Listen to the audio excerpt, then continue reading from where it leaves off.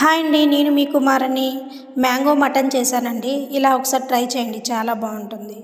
ముందుగా మటన్ శుభ్రం కడుక్కొని కుక్కర్లో వేసుకున్నానండి. పసుపు, కల్లుప్పు వేసి కొంచెం వాటర్ పోసుకొని విజిల్ పెట్టుకోవాలి. ఒక 10 విజిల్ రానివ్వాలండి.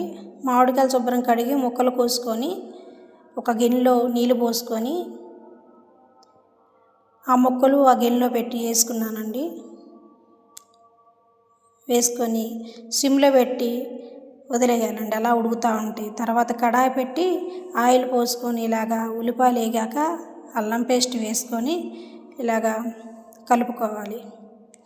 వేగాక ఉడికిచ్చిన మటన్ ఉంది కదండి, 10 విజిల్ రానిచ్చాక ముక్క ఉడికిందో లేదో చూసి అప్పుడు అలాగ వేసుకోవాలండి. పసుపు సరిపోతే వేసుకోవచ్చండి. పచ్చిమిరపకాయలు నేను పొడుగ్గా కోసి వేసానండి. మామిడికాయ ముక్కలు గుజ్జు అలాగా చేసుకున్నానండి. తగినంత కారం వేసుకొని కలుపుకోవాలి.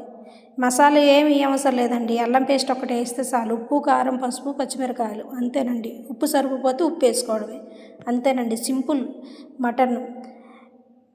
గ్యాస్ ఫామ్ అవుతుంది. మసాలా దినుసులు ఏమి అక్కర్లేదన్న వాళ్ళు కూడా ఇలా సింపుల్గా చేసుకొని తినవచ్చండి, చాలా బాగుంటుంది.